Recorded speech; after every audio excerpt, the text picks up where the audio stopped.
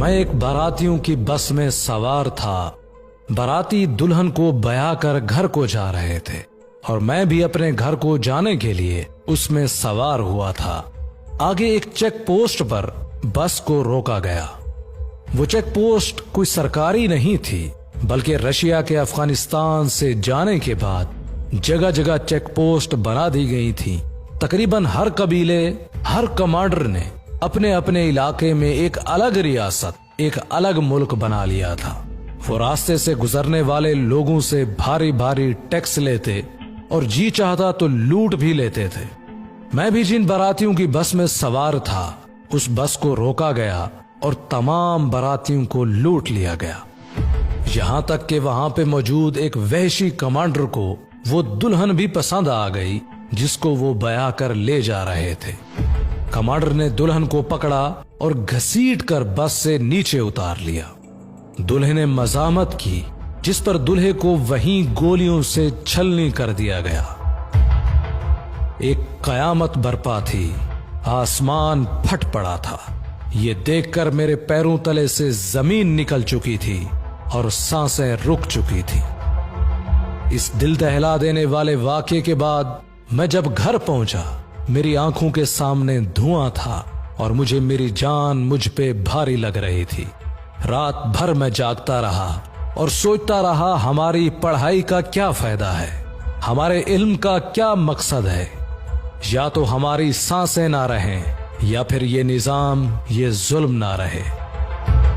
सुबह मैंने अपने एक करीबी दोस्त से मोटरसाइकिल मांगी और हर मदरसे, हर मस्जिद गया।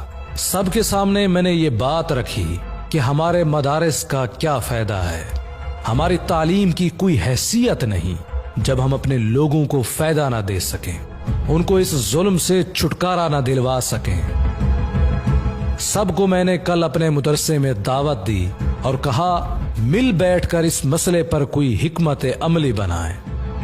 आपको ये जानकर हैरानी होगी कि वो तमाम तुलबा, वो तमाम आइम्मा जिनको मैंने दावत दी थी, वो कल का इंतजार न कर सके और रात को ही मेरे मदरसे में जमा हो गए। रात भर हमने इन दर्दनाक हालात पर बात की। सुबह हमें एक और दिल दहला देने वाले वाकये की खबर हुई। एक और कमांडर ने एक शरीफ फैमिली का घर लूट लिया था और उस घर की 2 नौजवान लड़कियों को भी साथ ले गए थे। वहां उनकी कई बार इज्जत लूटी गई। हमने उस कमांडर के खिलाफ पहली कार्रवाई करने की ठान ली।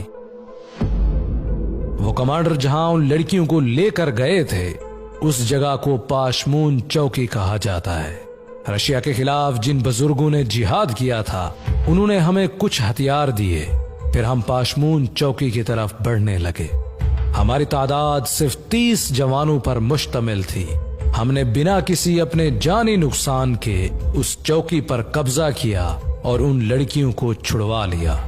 उस कमांडर को तोप के दहाने पे लटका कर फांसी दे दी गई और फिर हमारी मंजिल कुछ और बन गई थी। हमारे रास्ते किसी बड़े रास्ते की तरफ मुड़ चुके थे। शायद कुदरत ने हमें इसी काम के लिए पैदा किया था और देखते ही देखते हमारा सफर बढ़ता गया और हम उस रास्ते पे चलते गए। बस यही थी हमारी शुरुआत।